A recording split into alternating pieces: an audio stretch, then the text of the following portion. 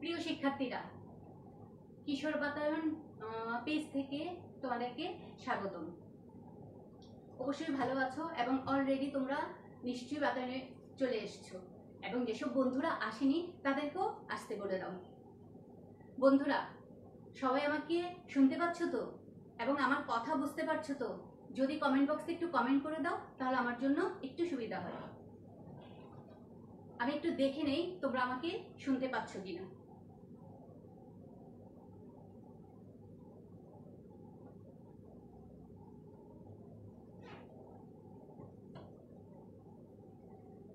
বন্ধুরা, তোমরা সাথে থাকো।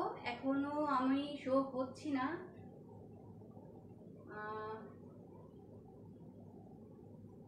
ওকে, একটু রিফ্রেশ করে নেই, তোমরা ততক্ষণে থাকো। এবং যেসব বন্ধুরা এখনো আসেনি তাদেরকে খুব তাড়াতাড়ি পেজটা শেয়ার করে দাও আমাদের সাথে আসার জন্য। কিশোর বাতায়ন তোমাদের জন্য একটা সুন্দর প্ল্যাটফর্ম করেছে জিজ্ঞাসা। যে জিজ্ঞাসাতে কি আছে বলতো? এখানে শিক্ষক আসবে, শিক্ষকদের সাথে তোমাদের কথাবার্তা হবে, শিক্ষকদের সাথে একটা ইন্টারাকশন ক্রিয়েট হবে। এই ইন্টারাকশনটাই আসলে সবচেয়ে বড় বিষয়। আর তোমাদের সাথে এই ইন্টারাকশনে যে এসছে তার পরিচয়টা আমি দিয়ে দিচ্ছি। নিশ্চয়ই আমার পরিচয় জানতে চাচ্ছ, অলরেডি জেনে গেছো, তারপরও আরেকবার বলে দিচ্ছি। আমি শারমিন আক্তার, আদমজি ক্যান্টনমেন্ট পাবলিক স্কুলের সিনিয়র শিক্ষক। বন্ধুরা, সবাই এসছো তো?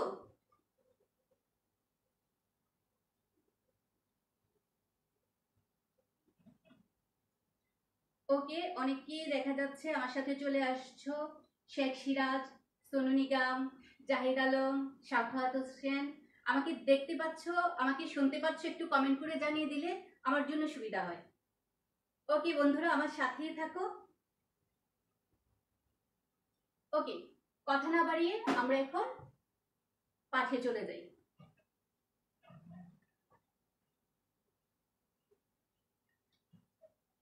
কি দেখতে পাচ্ছ এখানে? অবশ্যই বুঝতে পারছো এখানে কতগুলো জীবকোষ দেখা যাচ্ছে, তাই না? প্রত্যেকটা কোষের দিকে একটু খেয়াল করো তো, দেখো তো যে কোষগুলো তোমরা দেখতে পাচ্ছ প্রত্যেকটা কোষ দেখতে কি একই রকম? এই কোষটা দেখতে পাচ্ছ, এটা প্রত্যেকটা নামও দেখতে পাচ্ছ তোমরা, সবগুলো কি একই রকম? এরপর বন্ধুরা দেখো তো, এখানে তুমি কি দেখতে পাচ্ছ? একটা কোষ, এখানে একটা কোষ, এর ভেতরেও কিছু ছোট ছোট জিনিস দেখতে পাচ্ছ। ছোট ছোট জিনিস বলবো না, অঙ্গাণু দেখতে পাচ্ছ, তাই না? তাহলে নিশ্চয়ই বুঝে গেছো আজকে আমাদের পাঠের বিষয় কি।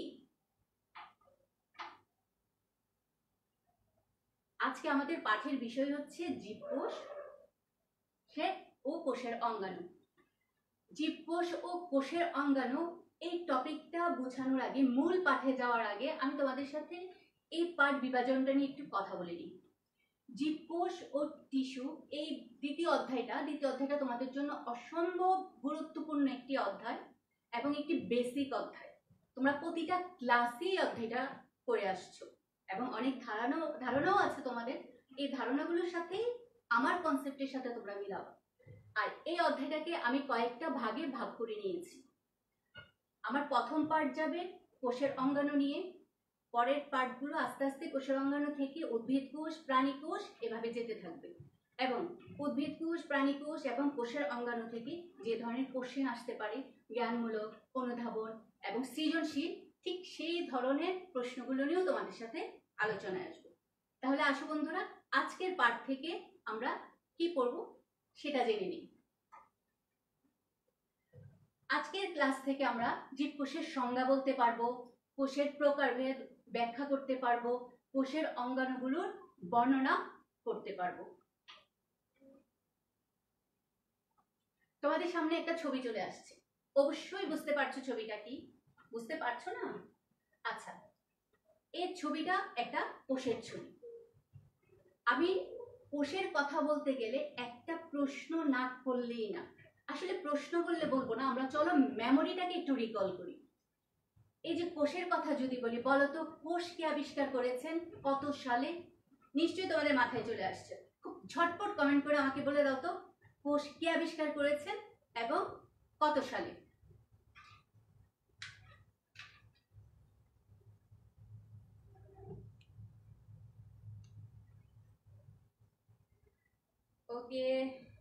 অনেকেই আছো, আমি চাচ্ছি তোমরা আমার সাথে অংশগ্রহণ করবে এবং অবশ্যই অবশ্যই কোষের কে আবিষ্কার করেছেন বলবে।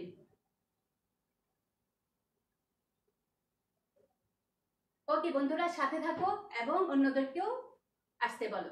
আচ্ছা, তাহলে কোষ কে আবিষ্কার করেছে আমরা মেমোরিটা একটু রিকল করি, কারণ কোষ বলতে গেলে কোষ কে আবিষ্কার করেছেন, কত সালে, সেটা না বললে তো হয় না।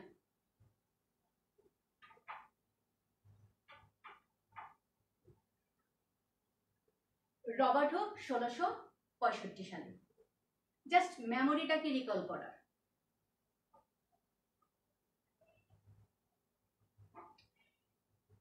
যদি আমি তোমাদেরকে বলি কোষ কাকে বলে, সাথে সাথে তোমাদের মাথায় নিশ্চয়ই একটা আনসার চলে আসবে। কি সেই আনসারটা? হ্যাঁ বন্ধুরা, জীবের গঠন ও কাজের একককে কোষ বলে। ছোট ক্লাস থেকে জেনে আসছো জীবের গঠন ও কাজের একককে কোষ বলে। আস্তে আস্তে তোমরা বড় ক্লাসে যাচ্ছ, আরো কোষ সম্পর্কে জানবে। বিভিন্ন বিজ্ঞানীও কোষ সম্পর্কে বিভিন্ন ধারণা দিয়েছেন। তোমাদের বইয়ের মধ্যেও দুজন বিজ্ঞানী কোষ সম্পর্কে একটা সংজ্ঞা দিয়ে গেছেন। এই সংজ্ঞাটা আমাদেরকে জানতে হবে। কেন জানতে হবে? এই জন্য জানতে হবে যে এই কোষের সংজ্ঞাটা যখন আসবে তোমার বইয়ের সংজ্ঞাটাই দিতে হবে এবং জ্ঞানমূলক সংজ্ঞাটা স্পেসিফিক হতে হয়। তাহলে আসো, তোমাদের বইয়ে যে দুজন বিজ্ঞানীর কথা বলা আছে সেই দুইজন বিজ্ঞানী কি বলছে। উনি একজন বিজ্ঞানী, উনি হচ্ছেন লুই, উনি হচ্ছেন সিকেভিজ। লুই এবং সিকেভিজ 1969 সালে। বন্ধুরা, তোমরা অবশ্যই বিজ্ঞানীর নাম এবং সনটা মনে রাখবে, কারণ নাম এবং সন অবশ্যই জ্ঞানমূলকের জন্য দরকার। বৈষম্য ভেদ্য, পর্দা দিয়ে আবৃত এবং জীবজ ক্রিয়াকলাপের একক যা অন্য সজীব মাধ্যম ছাড়াই নিজের প্রতিরূপ তৈরি করতে পারে এমন সত্তাকে কোষ বলে। দেখো, উনি এখানে তিনটা জিনিসকে নিয়ে এসছেন, বা আমি বলবো তিনটা বৈশিষ্ট্যকে এখানে নিয়ে এসছেন। তিনটা বৈশিষ্ট্য কি? বৈষম্যবদ্ধ পর্দা, জীবজ ক্রিয়াকলাপের একক এবং সজীব নিজের প্রতিরূপ তৈরি করা। অর্থাৎ যখনই আমি কোষের কথা চিন্তা করব অবশ্যই সেখানে একটা বৈষম্যবদ্ধ পর্দা থাকবে এবং যত শারীরবৃত্তীয় ক্রিয়াকলাপ আছে তার একক এবং নিজের প্রতিরূপ তৈরি করতে পারবে কোনো ধরনের মাধ্যম ছাড়া। মনে থাকবে তো এই তিনটা বিষয়?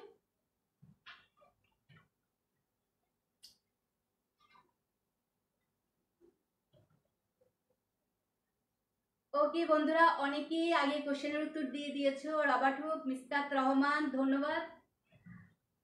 ওকে, তৃষাদা জানতে চেয়েছো কোন অধ্যায়, তুমি হয়তো একটু পরে জয়েন করেছো আমাদের সাথে। যাই হোক, আমি বলে দিচ্ছি, আমাদের হচ্ছে দ্বিতীয় অধ্যায়, প্রথম অংশ শুরু করেছি। তারপর এমডি খন্দকার সিকিভিজ, ভেরি গুড, একদম বানানটা সঠিক লিখেছো। তারপর রেজওয়ান রহিম, জীব দেহের একক, ভেরি ভেরি গুড। এবং সবাই থাকো, বন্ধুদেরকে শেয়ার করো এবং ক্লাসটা এনজয় করো। ক্লাসের মূল উপাদ্যই হচ্ছে তোমরা। তোমরা থাকলেই শিক্ষকের আনন্দ, এই আনন্দটা নিশ্চয়ই আমি পাবো। যেহেতু আজকে আমরা কোষের প্রকারভেদ নিয়েও কথা বলবো, তোমরা জানো, তাও তোমাদের যে জ্ঞানটা আছে, তোমাদের যে জানাটা আছে, এই জানাটার সাথে এই অংশটাকে একটু মিলিয়ে নাও। আমরা যদি কোষের প্রকারভেদ করি, প্রথমত নিউক্লিয়াসের গঠনের ভিত্তিতে করতে পারি। নিউক্লিয়াসের গঠনের ভিত্তিতে যদি বলি, দেখো একটা ছবি দেখতে পাচ্ছ, এই যে ছবিটা দেখতে পাচ্ছ, এই ছবিটা দেখেও তুমি কিন্তু উত্তরটা দিয়ে দিতে পারো, অথবা কি বোঝাতে যাচ্ছে সেটা বলতে পারো। নিউক্লিয়াসের গঠনের ভিত্তিতে যে ছবিটা দেখালাম, আদিকোষ, এটা একটা ব্যাকটেরিয়ার ছবি। এই ছবিটাতে একটু খেয়াল করে দেখো, এখানে ভেতরের যে অঙ্গাণুটা দেখা যাচ্ছে, এই অঙ্গাণুটা কোষের ভেতরে ছড়ানো অবস্থায় আছে। অর্থাৎ আদিকোষ আমরা তাকেই বলবো যার নিউক্লিয়াসটা সুগঠিত হবে না, অর্থাৎ নিউক্লিয় আবরণে যে আছে সেটা দিয়ে এটা আবরণ থাকবে না, ভেতরে ক্রোমোজোমটা ছড়ানো ছিটানো থাকবে। আর কোষের ভেতরের যে অঙ্গাণুগুলো আছে সেই অঙ্গাণুগুলো সব থাকবে না। তবে রাইবোজোম থাকতে পারে, ডিএনএও থাকতে পারে। রাইবোজোম হচ্ছে প্রোটিন সংশ্লেষ করে, যেটা একটা কোষের জন্য খুবই জরুরি। তাহলে আদিকোষ, তুমি ছবি দেখে অবশ্যই আদিকোষের বৈশিষ্ট্য বলতে পারবে। বন্ধুরা, এরপরের ছবিটা দেখো, ছবিটা দেখে একটু থিঙ্ক করো। প্রত্যেকটা অঙ্গাণু এখানে আছে, তাই না? আমরা একে কি বলছি? প্রকৃত কোষ। তাহলে নিউক্লিয়াসের গঠনের ভিত্তিতে কোষ কয় রকমের? দুই রকমের, আদি কোষ এবং প্রকৃত কোষ। আমি যখন এই আদি কোষে বললাম নিউক্লিয়াস সুগঠিত হবে না, তাহলে নিশ্চয়ই ধরে নিতে পারো এই কোষে অবশ্যই নিউক্লিয়াস কি থাকবে বলতো? সুগঠিত থাকবে। এবং যত ধরনের অঙ্গাণু দেখতে পাচ্ছ প্রতিটা অঙ্গাণুই এখানে উপস্থিত আছে। তাহলে এটা হচ্ছে প্রকৃত কোষ। এই প্রকৃত কোষের কাজের ভিত্তিতে দেখো, এই প্রকৃত কোষের কাজের ভিত্তিতে কোষকে আবার কয় ভাগে ভাগ করা যায়?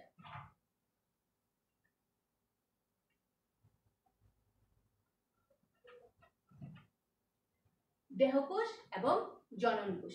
দেখো তোমরা প্রকৃত কোষের ছবিটা দেখেছো, এখানে দেহকোষের ছবিটা ঠিক একই রকম দেখছো। একটু চিন্তা করো তো, যে দেহকোষ আমরা বলছি, এই দেহকোষ মাইটোসিস কোষ বিভাজনের মাধ্যমে কি করে বলতো? বিভাজিত হয়। বিভাজিত হয়ে একটা মানব দেহ গঠন করে, জীব দেহ গঠন করে, এবং এই যে জীব দেহটা গঠন করছে সেই জীব দেহ থেকে অঙ্গ তন্ত্র তৈরি হচ্ছে। তাহলে আমরা যদি আমাদের দেহকোষের কথা বলি, তাহলে কাজের ভিত্তিতে এই দেহকোষ হচ্ছে এক ধরনের প্রকৃত কোষ। আর এই যে জনন কোষ, এই জনন কোষ হচ্ছে কি বলতো? এটা হচ্ছে ডিম্বাণু, এটা হচ্ছে শুক্রাণু। আমরা জানি প্রথমত একদম মানব সৃষ্টির শুরুতে যদি আমরা বলি, আমরা কি ছিলাম? ছোট্ট একটা জাইগোট, ছোট্ট একটা ভ্রূণ ছিলাম, তাই না? এরপর আস্তে আস্তে তুমি এত বড় মানব শিশু হলে, ছোট বাবু হলে, এরপর এত বড় একজন মানুষ হয়ে গেলে। তাহলে কিভাবে হলো? ওই যে জনন কোষ সৃষ্টি হলো, সেই জনন কোষের এই শুক্রাণু ডিম্বাণু কি হচ্ছে বলতো? সৃষ্টি হওয়া। এই শুক্রাণু ডিম্বাণু থেকেই কিন্তু আস্তে আস্তে দেহকোষের তৈরি হয়। তাহলে আমরা বলে নিতে পারি শুক্রাণু এবং ডিম্বাণু সৃষ্টি হওয়াটা কি বলতো? জনন কোষ।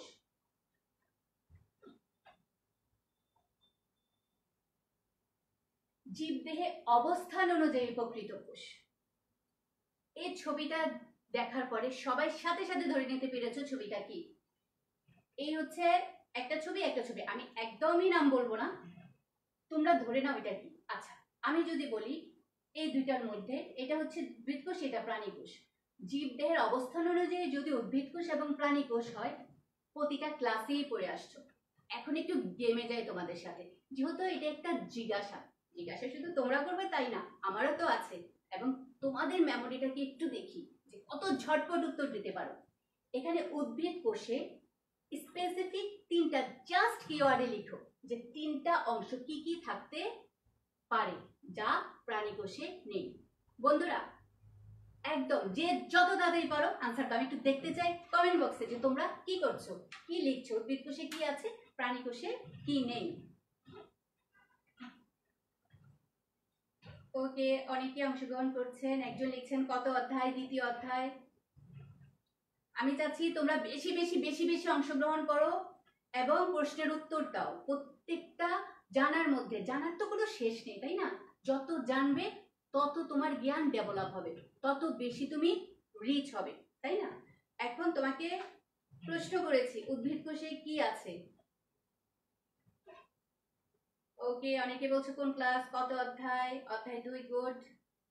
তারপর উদ্ভিদ কোষে একজন দিয়েছো ক্লোরোপ্লাস্ট, ভেরি গুড। আমরা একটু ঘুরিয়ে দেই, ক্লোরোপ্লাস্টকে আমরা কি বলি তো? Plastic, very good. একজন উত্তর দিয়েছো মধু, ক্লোরোপ্লাস্ট। তারপর আরেকজন দিয়েছো কোষপ্রাচীর, প্লাস্টিক, ওয়েল ডান, কোষপ্রাচীর প্লাস্টিক, ঠিক কথা। উদ্ভিদ কোষে কোষপ্রাচীর আছে, প্রাণী কোষে কোষপ্রাচীর নেই। উদ্ভিদ কোষে প্লাস্টিক আছে, প্রাণী কোষে প্লাস্টিক নেই। এই হচ্ছে কোষপ্রাচীর, তাই না? তারপর এই হচ্ছে প্লাস্টিক। তারপর একজন ক্লোরোপ্লাস্ট বলেছো, অর্থাৎ প্লাস্টিক, প্লাস্টিকের একটা অংশই হচ্ছে ক্লোরোপ্লাস্ট। গুড। কোষ গহ্বর, ভেরি গুড।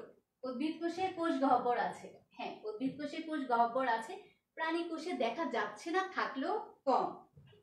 তারপর অনেক অঙ্গাণুর নাম চলে আসছে। তারপর শিখা সিরাজ, plastid, endoplasmic reticulum, very good, কোষ গহ্বর। তারপর শাহরিয়ার পান্থ। বোঝা যাচ্ছে গেম আমাদের জমছে এবং তোমরা খুব ভালো স্টাডি করে নিয়ে আসছো। আজকে তোমাদেরকে হারানো যাবে না।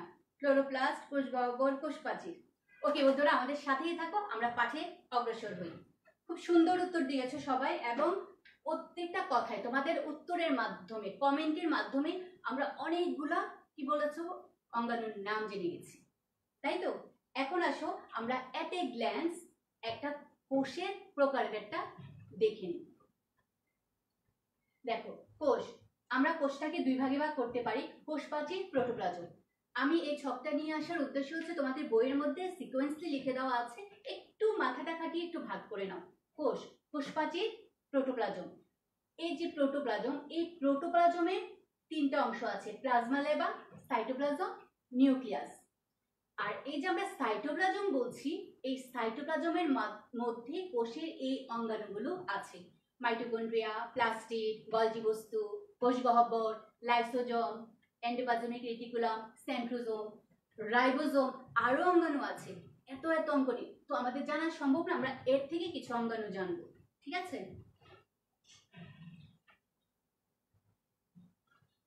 ওকে, এখন দেখো একটা ছবি নিয়ে আসছি, আমি বলবো যে তোমরা অঙ্গাণুটার দিকে তাকানোর দরকার নাই, ভেতরে একটা ঘন পদার্থ দেখা যাচ্ছে।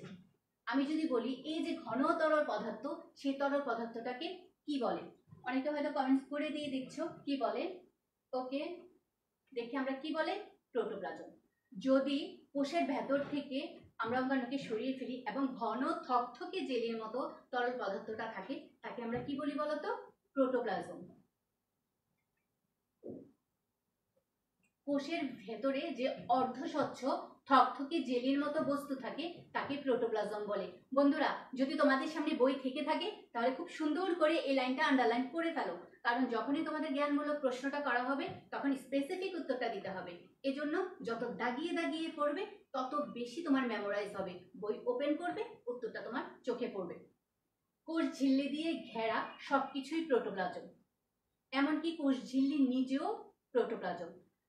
অনেকে কোষ প্রাচীর বলছো, আমরা যখন কোষ পর্দা বলি তখন সেখানে কোষ ঝিল্লি চলে আসে। কোষ ঝিল্লি ছাড়াও এখানে আছে সাইটোপ্লাজমীয় অঙ্গাণু এবং নিউক্লিয়াস। তাহলে আমরা ধরে নিতে পারি যে প্রোটোপ্লাজমের কয়টা অংশ আছে বলতো? তিনটা অংশ, তাই না? এবং থকথকে জেলের মতো পদার্থ। কখনো কখনো প্রোটোপ্লাজম আবার সাইটোপ্লাজমে পরিণত হতে পারে। কখন? যখন এটা হালকা তরল পদার্থ হয়ে যায়।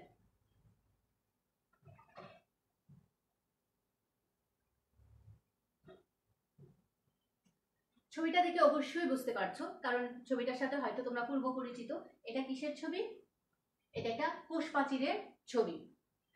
এই কোষ প্রাচীরের ছবিটা তোমাদের সবচেয়ে বড় বিষয় যে দিকটা খেয়াল করতে হবে, তোমার বায়োলজি বইয়ের মধ্যে যে ছবিগুলো আছে সেই ছবিগুলো খুব ভালো করে দেখবে, সেই ছবিগুলো আঁকা প্র্যাকটিস করবে। কারণ বায়োলজি বইয়ের থেকে যখনই কোনো সৃজনশীল প্রশ্ন করা হয় সাধারণত প্রায়োরিটি দেওয়া হয় বলো তো কোথায়? ছবিটাকে, এবং ছবির লেভেলিং শিখবে। আর যখনই তুমি ছবি আঁকা শিখবে এবং লেভেলিং করা শিখবে, তোমার মধ্যে কিন্তু একটা কনফিডেন্স চলে আসবে। কনফিডেন্সটা খুবই জরুরি, সব কিছুর জন্যই জরুরি। আচ্ছা, আমরা যখন কোষ প্রাচীরের কথা বলছি, দেখো এখানে একটা মধ্যপর্দা দেখা যাচ্ছে, একটা প্রাথমিক প্রাচীর দেখা যাচ্ছে। তারপর দেখো এই যে কোষ প্রাচীরটা দেখতে পাচ্ছ, এর তিনটা স্তর, একটা বহিঃস্তর, একটা মধ্যস্তর, একটা অন্তঃস্তর। এই প্রাথমিক স্তর থেকে এই মধ্যপর্দার উপরে প্রোটোপ্লাজম থেকে কিছু রাসায়নিক পদার্থ এসে এখানে জমা হয়, জমা হয়ে এখানে একটা গৌণ প্রাচীর তৈরি করে। এই গৌণ প্রাচীরটাকে আমরা কি বলি বলতো? কোষ প্রাচীর বলি।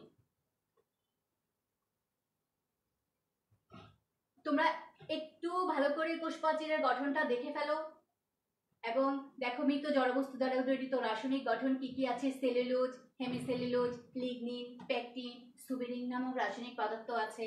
ব্যাকটেরিয়ার কোষ প্রাচীর প্রোটিন, লিপিড, পলিস্যাকারাইড দিয়ে গঠিত। এই বিষয়টা তোমরা খুব ভালো করে খেয়াল রাখবে এবং দাগ দিয়ে রাখবে। উদ্ভিদের কোষ প্রাচীর 3 স্তর বিশিষ্ট।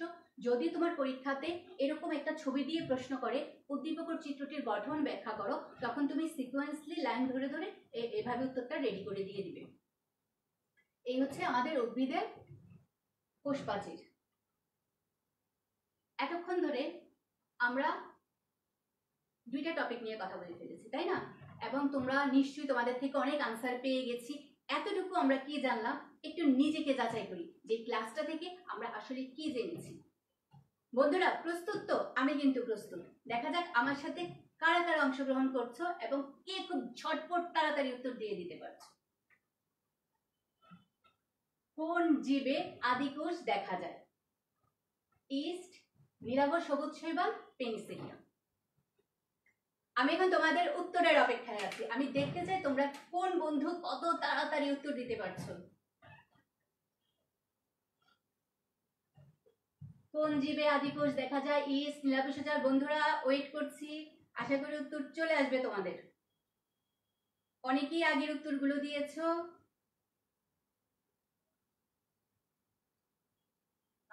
একজন বলেছো খ, গুড, খুব সংক্ষেপে বুঝাতে পেরেছো।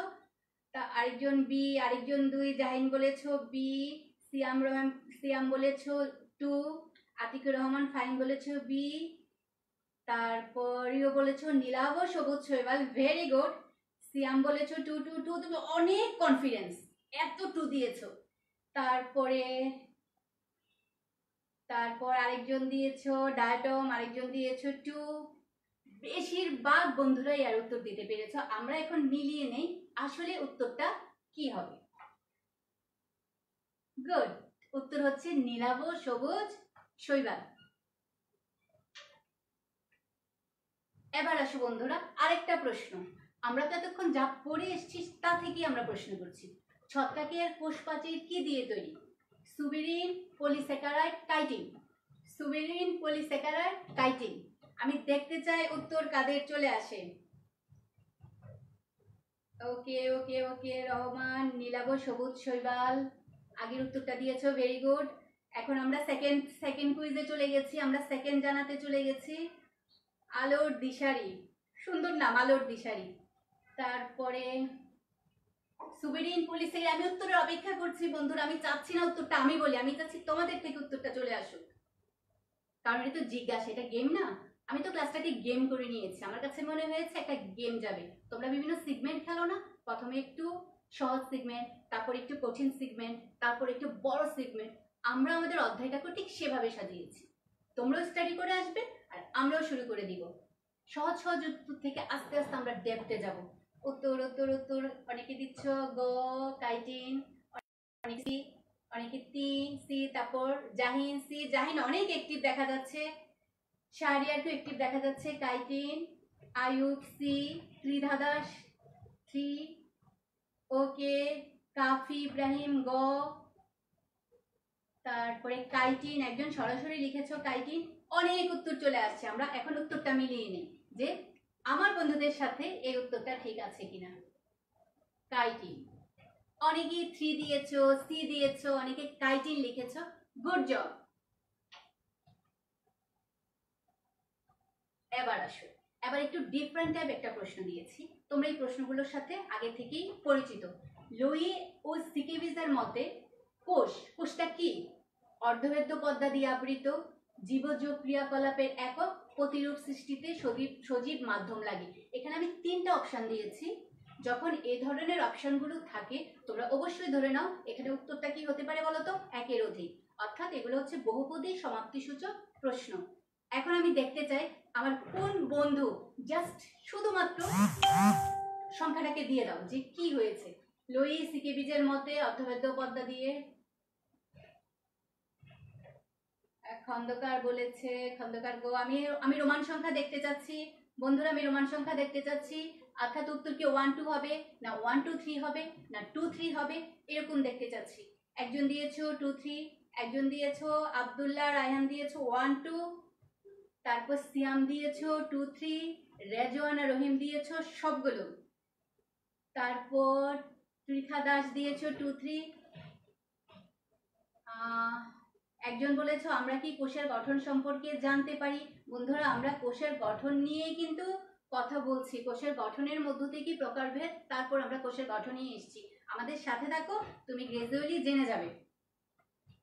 2 3, আহসান হাবিব। অনেক বন্ধুরা অংশগ্রহণ করছো, বেশি বেশি অংশগ্রহণ, বেশি বেশি আনন্দ, তাই না? বেশি বেশি অংশগ্রহণ করো।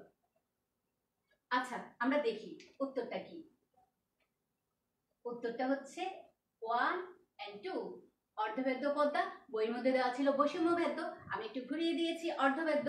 তোমাদেরকে এই কথাটা দেওয়ার উদ্দেশ্য হচ্ছে যখন এসএসসিতে দশম শ্রেণীর বন্ধুরা, তোমাদের জন্য বলছি, নবম শ্রেণীর বন্ধুরা তোমরা আরো সময় পাবে আরো কোশ্চেনের প্যাটার্ন জানার, কিন্তু দশম শ্রেণীর বন্ধুরা তোমরা সামনেই পরীক্ষাতে বসবে।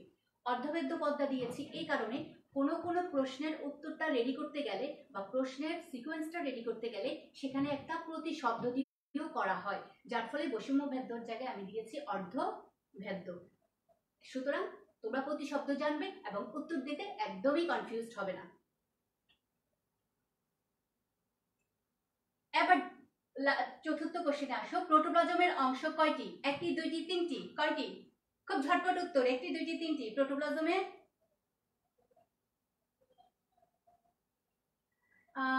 মধু লিখেছো, সো সরি মধু, সরি বলার কিছু নেই, আমরা ভুল থেকে শিখি। লাইফে যে জিনিসটা তুমি ভুল করবে, যে উত্তরটা ভুল করবে, আজীবন সেটা তোমার মনে থাকবে। পরীক্ষার হলে যখনই উত্তরটা তুমি ভুল করো, কি করো? এটা জীবনও ভুলো, জীবনও ভুলো না। এজন্য শিখতে গেলে কখনোই ভয় পেতে হয় না এবং ভুলটাকে সঠিকভাবে নিতে হয়। তিনটি, ভেরি গুড, তিনটি। আব্দুল্লাহ রায়হান বলেছো তিনটি, রাওয়ান রাহিম বলেছো গ। Jahin, Jahin I am totally please to you, কারণ তুমি এত বেশি উত্তর দিচ্ছ, তার মানে তুমি খুব অ্যাক্টিভ স্টুডেন্ট। এরকম অ্যাক্টিভ আমি সবাইকে চাচ্ছি।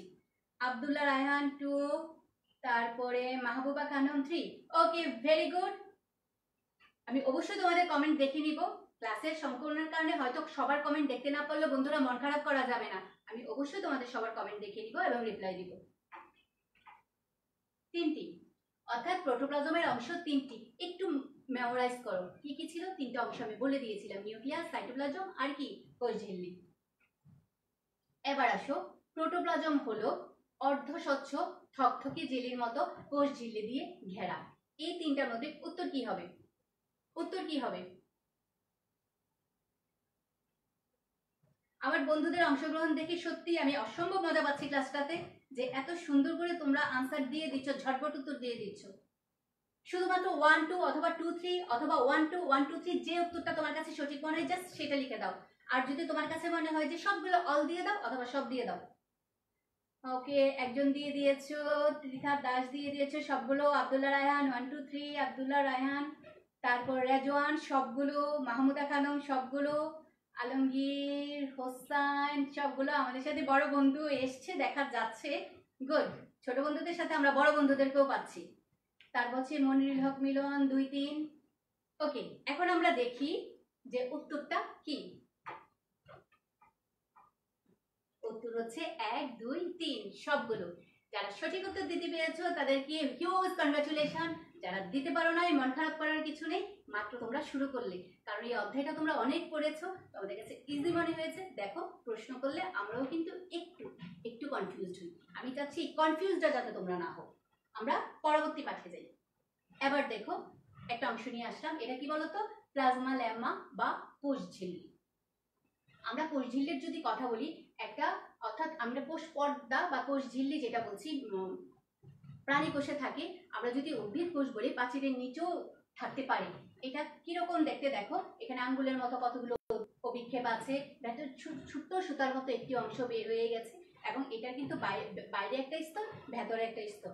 সে অনুযায়ী দেখো আমরা কি বলতে পারি, প্রোটোপ্লাজমের বাইরে 2 স্তরের যে স্থিতিস্থাপক পর্দা থাকে তাকে কোষঝিল্লি বা প্লাজমা লেমা বলে। প্রত্যেকটা প্রশ্ন যখন তুমি পড়তে যাবে, উত্তর পড়তে যাবে, অবশ্যই বাংলার পাশাপাশি ইংরেজি নামটা জানবে। কারণ অনেক সময় কোশ্চেনের মধ্যে কোষঝিল্লির স্থলে তোমাদের কোষ প্লাজমা লেমাও দেওয়া থাকে, এজন্য পাশাপাশি তার যে ইংরেজি নেমটা থাকে সেটাও তোমরা জেনে নিবে। তাহলে প্রোটোপ্লাজমের বাইরে 2 স্তরের যে স্থিতিস্থাপক পর্দা থাকে তাকে কি বলা হয়? আমরা প্রোটোপ্লাজম চিনেছি, বাইরে একটা বড় পর্দা দেখেছি ছবির মধ্যে, সেটাকে আমরা কি বলছি বলতো? Plasmalemma. কোষঝিল্লির ভাঁজকে মাইক্রোভিলাই বলে। এটি প্রোটিন লিপিড দিয়ে তৈরি। এই হচ্ছে মাইক্রোভিলাই, যেটি কি দ্বারা তৈরি বলতো? প্রোটিন এবং লিপিড দ্বারা। কোষঝিল্লি একটি বৈষম্য ভেদ্য পর্দা হওয়ায় অভিস্রবণের মাধ্যমে পানি, খনিজ লবণ চলাচল নিয়ন্ত্রণ করে এবং পাশাপাশি কোষগুলোকে পরস্পর থেকে আলাদা রাখে। এটা একটা বৈষম্য ভেদ্য পর্দা বা অর্ধভেদ্য পর্দা। তোমাকে যদি বলা হয় যে একটা কোষঝিল্লির কাজ ব্যাখ্যা করো, তুমি সবসময় কি করবে জানো? পয়েন্ট করে করে নিচে নিচে দিয়ে দিবে। পানি, খনিজ লবণ আহরণ করা, অভিস্রবণের মাধ্যমে পাশাপাশি কোষের সাথে সম্পর্ক রক্ষা করা। আমি এখানে একটা বিষয়টাকে ওমিট করে গেছি, তোমরা কি খুঁজে বের করতে পারছো কি? এর ভেতরে এই অন্তঃকোষীয় ফাঁকের মাঝখান দিয়ে একটা সূক্ষ্ম নালী থাকে। তাকে বলা হয় কি বলতো, প্লাজমোডেজমাটা। ঠিক আছে, এটা কি করে বলতো, সূক্ষ্ম নালীর মাধ্যমে একটা কোষের সাথে আরেকটা কোষের সম্পর্ক স্থাপন করে। তাহলে কি আমরা পারবো প্লাজমোলেমার সংজ্ঞা দিতে? আমরা পারবো যে মাইক্রোভিলাই কাকে বলে? আমরা কি পারবো কোষ ঝিল্লির কাজগুলো উল্লেখ করতে? কি বন্ধুরা পারবো?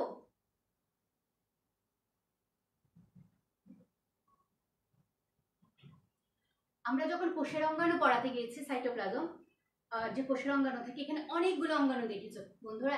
এতটুকু ক্লাসে তো আমরা এত আলোচনা করতে পারবো না, যেগুলো আমি সবগুলো নিয়ে আলোচনায় যাব, তোমাদের সাথে এভাবে অংশগ্রহণ করব। এবং আজকে আমি মাইটোকন্ড্রিয়াটাকে নিয়ে এসেছি। দেখো এই ছবিটা দেখতে পাচ্ছ, এই ছবিটা দেখি তোমরা বুঝতে পারছো এটা কি বলতো, একটা মাইটোকন্ড্রিয়া। আমরা মাইটোকন্ড্রিয়ার প্রথমে অংশগুলো দেখে নিই কি আছে। একটা বাইরে একটা পাতলা কি আছে বলতো, আবরণ আছে, তাকে আমরা ঝিল্লি বলছি। তারপর দেখো মাইটোকন্ড্রিয়ার ভেতরের বাইরের অংশটা কি বলতো, বাইরের অংশটা হচ্ছে কি বলতো মসৃণ, আর ভেতরের অংশটা ভেতরের দিকে কি হয়েছে বলতো, ভাঁজ হয়ে গেছে। এই ভাঁজকৃত অংশটাকে আমরা কি বলছি বলতো, পৃষ্টি। এর ভেতরে দেখো ছোট ছোট দানার মতো কতগুলো পদার্থ দেখা যাচ্ছে, তাকে আমরা বলছি অক্সিজোম। আচ্ছা, এখন আমরা জানি আসলে অক্সিজোমটা কি। অক্সিজোমটা দেখতে এইরকম। এই অক্সিজোমটা বৃন্তযুক্ত হতে পারে এবং বৃন্তবিহীন হতে পারে। যদি বৃন্তযুক্ত হয় তুমি ধরে নিবে এটা সবসময় মাইটোকন্ড্রিয়ার ভেতরে পৃষ্ঠের গায়ে আটকে থাকে। দেখো এর মাথা, বিশাল একটা মাথা দেখা যাচ্ছে, এটা মস্তক, এর মধ্যে একটা দণ্ড, ভূমি। এই ভূমির মাধ্যমে ওরা একটা আরেকটা অংশের সাথে যুক্ত হয়ে থাকে। আবার এই অক্সিজোমের কাজই হচ্ছে মাইটোকন্ড্রিয়ার ভেতরে যত উৎসেচক আছে, যত ধরনের উৎসেচক আছে, সব ধরনের উৎসেচকটাকে কি করা বলতো, কনজিউম করা এবং শ্বসনে সহায়তা করা। এরপর কি আছে বলতো, ম্যাট্রিক্স, ঘন তরল পদার্থ। বন্ধুরা তোমরা এই ছবিটা সবাই খেয়াল করবে, এবং যখনই কোনো ছবি আসবে এখান থেকে তোমাকে গঠন চাইতে পারে। এর থেকে দুই ধরনের কোশ্চেন হতে পারে, একটা ভৌত গঠন, একটা রাসায়নিক গঠন। তোমরা যদি এই ছবিটা খেয়াল করো আর এই অংশগুলো খেয়াল করো এবং ভেতরের অংশগুলো কিভাবে আছে খেয়াল করো, তোমরা একটা ভৌত গঠন তুমি তোমার মতো করে লিখতে পারো। এখানে কোনো ভুল হবে না। তুমি কি আছে, কোথায় কি অবস্থান করে, বাইরেটা দেখতে কেমন, ভেতরটা দেখতে কেমন, তাও যদি বলো তাও কিন্তু তুমি আনসার করতে পারো। তাহলে আসো আমরা ভৌত গঠনটা দেখে নিই।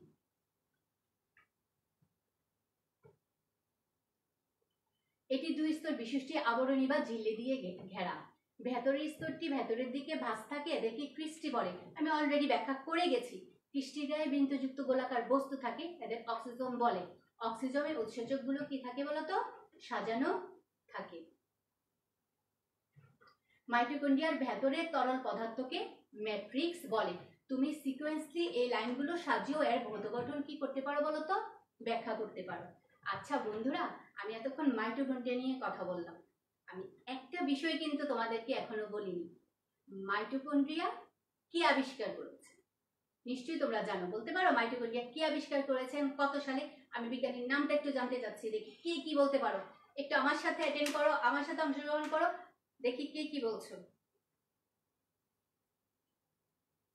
মাইটোকন্ড্রিয়াকে পাওয়ার হাউস অফ সেল বলে। Very good. অর্থাৎ তোমরা ঠিকই ধরে ফেলতে পেরেছো যে মাইটোকন্ড্রিয়া হচ্ছে কোষের শক্তিঘর। কেন মাইটোকন্ড্রিয়াকে কোষের শক্তিঘর বলা হয়, এটা একটা অনুধাবন প্রশ্ন আসে, এই প্রশ্নটা তোমরা রেডি করে নিবে।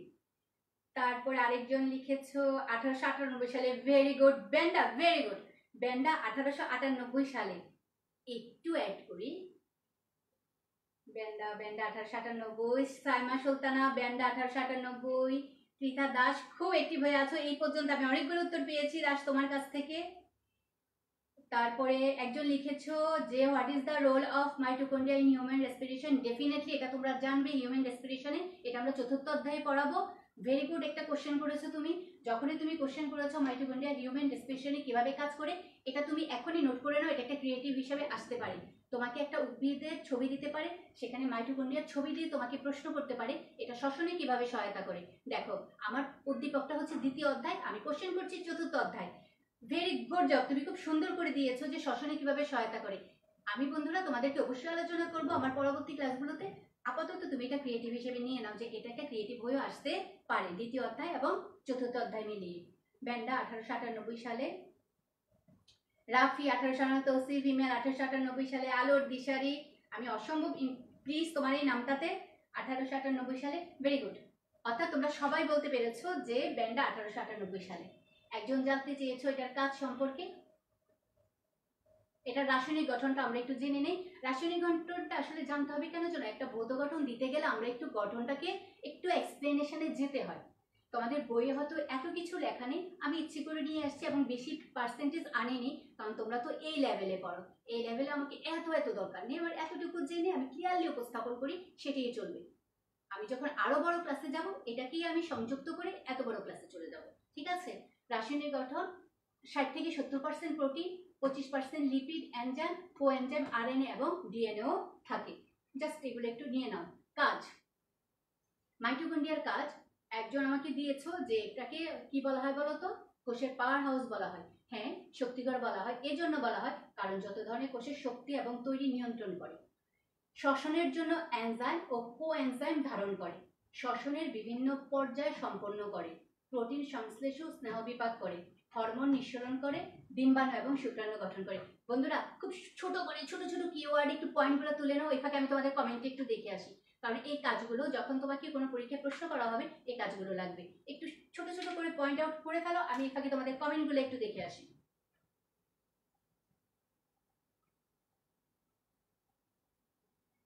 সোনু নিগম, আমি একটু মাইন্ড করছি, তুমি বলছো বলবো না কেন, তুমি কি আমার সাথে রাগ করেছো আমি তোমার উত্তর দিতে পারছি না সেজন্য?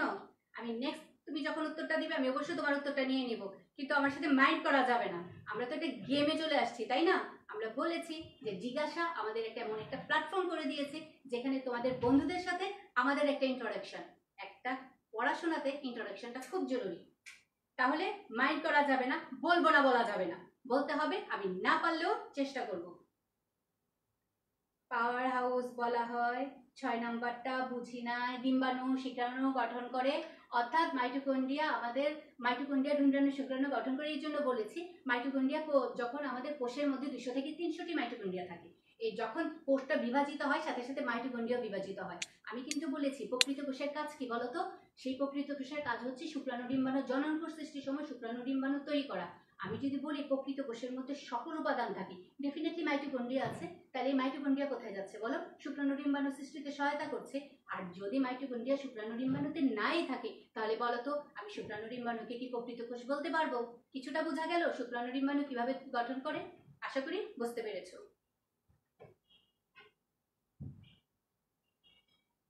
6 নাম্বার বোঝা গেল? তৌসিফ হিমেল 6 নাম্বার বুঝে নাই বলেছো, আশা করি বুঝতে পেরেছো এবং আমার নেক্সট গুলোতে তুমি অবশ্যই অ্যাটেন্ড করবে।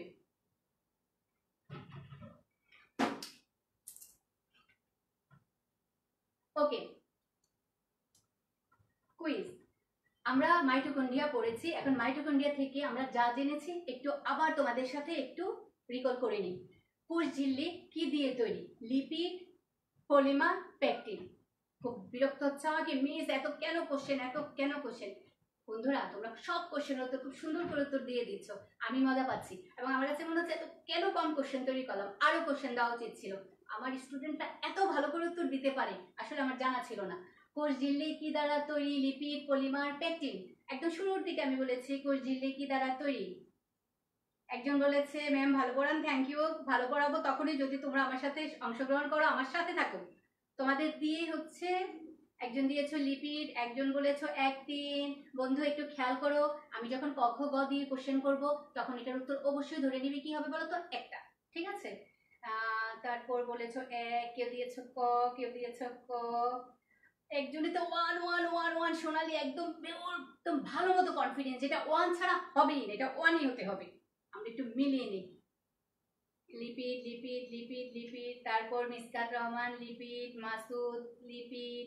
ওকে বন্ধুরা সবাই একসাথে, একদম সবাই একসাথে আনসার করেছো লিপিড। আমরা দেখি আসলে এই লিপিড, আমাদের কোষ ঝিল্লি তৈরি হয় লিপিড দ্বারা। পরবর্তী কোশ্চেনের জন্য একদম সাথে সাথে হাতে মোবাইল নিয়ে বসে যাও, আমি দেখতে চাই সবার আগে কি আমাকে আনসার করো। মাইটোকন্ড্রিয়া ব্যান্ডা কত সালে আবিষ্কার করেন? আমি জানি এই কোশ্চেনটাতে আমি অবশ্যই ধরা কাছে উত্তরটা সবার আগে আসবে, কারণ আমি পড়ানোর আগে উত্তরটা তোমরা দিয়ে দিয়েছো, সবাই পড়ানোর আগে উত্তর দিয়ে দিয়েছো। 1850, 1898, 1969। উত্তর উত্তর উত্তর উত্তর চাচ্ছি, তাড়াতাড়ি উত্তর চাচ্ছি, তাড়াতাড়ি উত্তর চাচ্ছি। কামরুন নাহার সোনালী 3, রেজওয়ান রহিম 3, 1898, 1898, 1898। I am you are really great and I am never forget you. Pleasure to me, আমাকে ভুলো, আমিও চাই না। আমার ক্লাস অ্যাটেন্ড করো, সেটাই চাই, সবসময় অ্যাটেন্ড করো, আমাকে ভোলার দরকারই নেই। তারপর হচ্ছে কামরুন নাহার সোনালী 3, তারপর রিও 1898। আমি টায়ার্ড হয়ে যাচ্ছি তোমাদের উত্তর দেখতে দেখতে। না, টায়ার্ড হলে চলবে না। ফাহিম অনেক 3। ওকে, আমরা এবার দেখি, এত 3 3 3 3 3 3, 1898। এরপরে কোশ্চেনে যাই। মাইটোকন্ড্রিয়া শ্বসনের কোন ধাপ ঘটে? একটু আগে একজন বন্ধু আমাকে প্রশ্ন করেছো যে রেসপিরেশনে আমাদের কিভাবে হেল্প করে। আমি চাইবো সে উত্তরটা সাথে সাথে দিবে। আর আমার ওই বন্ধুটা যে বলেছো বলবো না, সে উত্তরটা আমি চাচ্ছি। মাইটোকন্ড্রিয়া শ্বসনের কোন ধাপ ঘটে? গ্লাইকোলাইসিস, ক্রেবস চক্র, ইলেকট্রন প্রবাহতন্ত্র। মাইটোকন্ড্রিয়ায় শ্বসনের কোন ধাপে ঘটে, অর্থাৎ মাইটোকন্ড্রিয়াটা আমাদের শ্বসনের কোন ধাপটাতে ঘটছে? গ্লাইকোলাইসিসে, ক্রেবস চক্রে, না ইলেকট্রন প্রবাহতন্ত্রে? আমি আমার ওই বন্ধুটাকে চাচ্ছি, যে বন্ধুটা আমাকে প্রশ্ন করেছিলে, আমি সেই বন্ধুটাকে চাচ্ছি যে বন্ধুটা বলছে আমি বলবো না, আমি তাকেও চাচ্ছি। মিসবানুরি 3, তারপরে কি বলছে গ, তৃষা দাস 2। বন্ধুরা একটু ভালো করে খেয়াল করো, আমি বারবার বলেছি যখনই তোমাদের এই ধরনের কোশ্চেন হবে একের অধিক একটা উত্তরও হতে পারে। গুড। গ্লাইকোলাইসিস, তৌসিফ হিমেল 3, তারপর খন্দকার 3, ইসরাত জাহান 3, রেজন রাহিম 2 3, সাইমা সুলতানা 2, তিথি দাস 2 2, তৌসিফ হিমেল 2 3। আরেকজন সরাসরি লিখে দিয়েছো গ্লাইকোলাইসিস। তুমি একদম লেখালেখিতে অনেক পাকা, খুব তাড়াতাড়ি টাইপ করতে পারো। সোনালি 2 3, তারপর 2 and 3। ওকে, আমরা একটু মিলিয়ে নেই আমার বন্ধুদের সাথে উত্তরটা মিললো কিনা। 2 and 3, অর্থাৎ তোমরা পেরে গেছো। অনেকেই খুব সুন্দর করে উত্তর দিয়েছো 2 and 3। এবার আসো আরেকটা কোশ্চেন। অক্সিজেন গুলো বৃন্ত যুক্ত হয়, উৎসেচক যুক্ত হয়, বৃষ্টির গায়ে আটকে থাকে। একটু চিন্তা করো, অক্সিজেন গুলো বৃন্ত যুক্ত হবে, উৎসেচক যুক্ত হবে, বৃষ্টির গায়ে আটকে থাকবে। উত্তরটা কি হবে?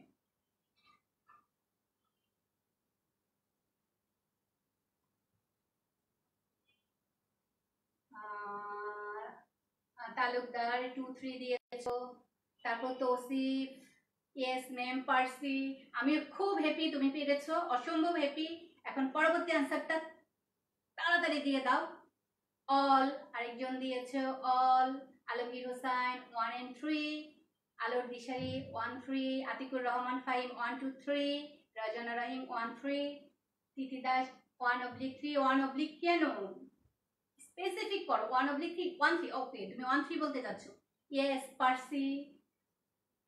বন্ধুরা তোমরা পারলে আমি সবচেয়ে বেশি খুশি হই, মনে হয় যে তোমরা পারোনি, এটা আমি পেরেছি। কামরুন নাহার সোনালী 1 3 1 3। ইস, একটুর জন্য পারলাম না। নো, একটুর জন্য পারলাম না কোনো কথা নাই, না পারিলে দেখো শতবার, কথা আছে না। এরপরে দেখবে সবগুলোর উত্তর দিতে পারছো। তারপর 1 2 3 1 and 2। আচ্ছা, অনেকে উত্তর দিয়েছে, এবার আমরা একটু মিলিয়ে নেই। 1 2 and 3, অর্থাৎ বৃন্তযুক্ত। আমি যখন মাইটোকন্ড্রিয়াতে তোমাদেরকে অক্সিজেন পড়াতে গেছি তখন বলেছি যখন অক্সিজেন দুইভাবে হতে পারে, একটা বৃন্তযুক্ত, একটা বৃন্তবিহীন। যখন বৃন্তযুক্ত হবে তখন অক্সিজেনগুলো অবশ্যই মাইটোকন্ড্রিয়ার পৃষ্ঠের গায়ে আটকে থাকবে, তাই না? আসলে কি জানো, বায়োলজিটা হচ্ছে অনেক প্যাডাগজি, এটার মধ্যে অনেক কিছু মেমোরাইজ করতে হয়। আর মেমোরাইজ করতে গেলে একটু উল্টাপাল্টা হতেই পারে, কোনো বিষয় না। বারবার স্টাডি করবে, যে জিনিস প্রশ্নটা বুঝবে না, যে অংশটা বুঝবে না, এটা দাগিয়ে দাগিয়ে পড়বে, দেখবে আরো বেশি মনে হবে। আমরা যত মুহূর্তের মধ্যে রিভাইজ দেব ততই আমাদের জন্য আরো ভালো হবে। আর শেখার তো কোনো শেষ নেই, তাই না? যত জানবে তত রিচ হবে। কোষ ঝিল্লির ভাঁজকে কি বলে? মাইক্রোভিলাই, প্লাজমোডেজমাটা, কোপ। কোষ ঝিল্লির ভাঁজকে কি বলে? মাইক্রোভিলাই, প্লাজমোডেজমাটা, কোপ।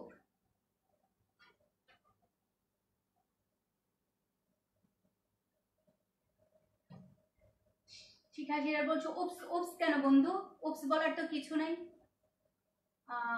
ও ভুল করে ফেললাম। নো, কোনো ভুল টুল কিছু নাই, এখান থেকে জানা হয়ে গেছে, এবার হয়েছে। Good job. এই তো এই কনফিডেন্সটা আমি চাচ্ছি যে প্রথমবার হয়নি, দ্বিতীয়বার হয়েছে, এবং তুমি একটা স্মাইল রিয়াকশন দিয়েছো। আলোর দিশারি ক, নরি 13 1111, মাইক্রোভিলাই 111, ক ক ক। অনেকে এত বেশি কনফিডেন্স, একসাথে 10-12টা 1 পাঠিয়ে দিয়েছে। আমরা দেখি উত্তরটা কি। সত্যি বন্ধুরা, তোমাদের তুলনা হয় না। কারণ এই পর্যন্ত আমি যতগুলো উত্তর দিয়েছি, এত বেশি কারেক্ট আনসার, এত বেশি উত্তর তোমাদের, মানে আমার কাছে মনে হচ্ছে এটা, এই ক্লাসটা আমি আসলে অনেকটা শুধুমাত্র মজা পাচ্ছি তোমাদের জন্য। কারণ তোমাদের এতটা অংশগ্রহণ, এতটা অ্যাক্টিভিটি। বন্ধুরা, মাইটোকন্ড্রিয়া নিয়ে আমি আলোচনা করেছি। আমি চাচ্ছি না এর থেকে একটু বেশি দূর যাই, কিন্তু মাইটোকন্ড্রিয়া থেকে আমি একটা সৃজনশীল প্রশ্ন দিতে চাচ্ছি তোমাদেরকে।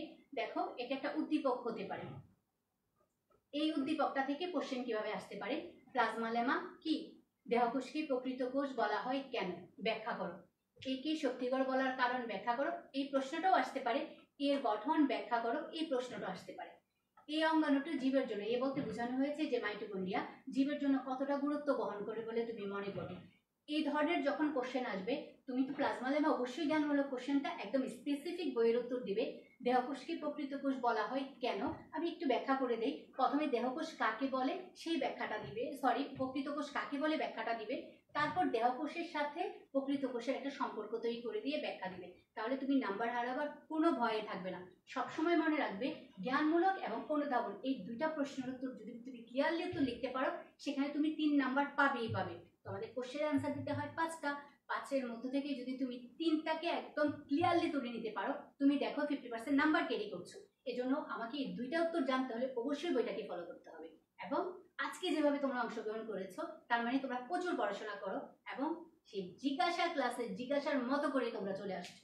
একে শক্তিকর বলার কারণ সেখানেও ব্যাখ্যা করবা, কোন কোন শ্বসনে কোন কোন ধাপগুলো হয়, আর হচ্ছে কতটা গুরুত্ব বহন করে। সেই ক্ষেত্রে কি করবে বলো তো, সুন্দর করে এটাকে তোমরা করতে থাকবে, পয়েন্ট করে করে লিখবে। অনেক সময় ওরা কি করো, তোমরা প্যারাগ্রাফ আকারে, প্যারাগ্রাফ আকারে লিখো। আমি বলবো গুরুত্ব চাইলে তোমরা এগুলো পয়েন্ট করে করে নিচে নিচে দাও, কিওয়ার্ড দাও, ব্যাখ্যা করো, কিওয়ার্ড দাও, ব্যাখ্যা করো। এতে একটা শিক্ষক ভালো নাম্বার দিবে এবং তোমার যে ব্যাখ্যাটা ছিল সেটা চোখে আসবে। এই একটা যে প্রশ্নটা আমি বলছি, এই প্রশ্নটা আমার 3-এর জন্য আসতে পারে, এই প্রশ্নটা আমার 4-এর জন্য আসতে পারে। যদি এই প্রশ্নটা 4-এর জন্য আসে, শক্তিকর বলার কারণ বলে তোমরা এখানে কিছু গুরুত্ব তোমরা তুলে দিবে, তখন এই প্রশ্নটা একদম ঠিক হয়ে যাবে। বন্ধুরা, আমি একটা ভয় নিয়ে শুরু করেছিলাম যে আজকে ক্লাসটা আমি 40 মিনিটস রান করতে পারবো। 40 মিনিটসের বেশি সময় চলে গেছে, আর এটা শুধুমাত্র সম্ভব হয়েছে তোমাদের জন্য। আর তোমাদের জন্য সম্ভব হয়েছে বলে আজকে আমি এক মুহূর্তের জন্য বুঝিনি যে আমি এখানে দাঁড়িয়ে আছি লাইভ ক্লাসে। আমার এক মুহূর্তের জন্য মনে হয়নি যে আমার ক্লাসটাকে আমি নিচ্ছি নাকি। এত বেশি তোমরা অংশগ্রহণ করেছো, আমি সত্যি খুশি। বন্ধুরা, তোমরা বাসায় সবাই মিলে ভালো থাকবে, সুস্থ থাকবে, পড়াশোনার মাঝে থাকবে। তোমাদের গুরুজনরা বাসায় আছে, তাদের সেবা করবে, তাদের সাথে কাজে অংশগ্রহণ করবে। এই একটা সময় কিন্তু তুমি ফ্যামিলি সবাইকে একসাথে পাচ্ছ, সময়টাকে ভাগ করে নাও। এবং কোন সময় কি কাজ করবে, একটু কাজে মা বাবাকেও হেল্প করবে, যারা মা বাবা বাসায় আছে তাদেরকেও হেল্প করবে। এবং এই ক্লাসটা তোমরা ভালো করে ফলো করবে এবং বারবার দেখো। যাদের আমি কমেন্টের উত্তর দিতে পারিনি, তোমরা কিছু মনে করবে না, আমি ইনশাল্লাহ পরবর্তী ক্লাস থেকে আসবো। আরেকটা ব্যাপার বন্ধুরা, আমার পরবর্তী ক্লাস কোনোভাবেই মিস করা যাবে না। যারা বলেছো বলবো না, উত্তর দিব না, আমি চাইবো তারাও আসো, বন্ধুদেরকে নিয়ে আসো। মিস করবে না তো আমার পরবর্তী ক্লাস। আমি চাইবো আমার ক্লাস মিস করবে না, আমি আমার এই বন্ধুদের সাথে আবার দেখা করতে চাই। আমার এই ক্লাসে সবাইকে অসংখ্য ধন্যবাদ। ভালো থাকো, সুস্থ থাকো।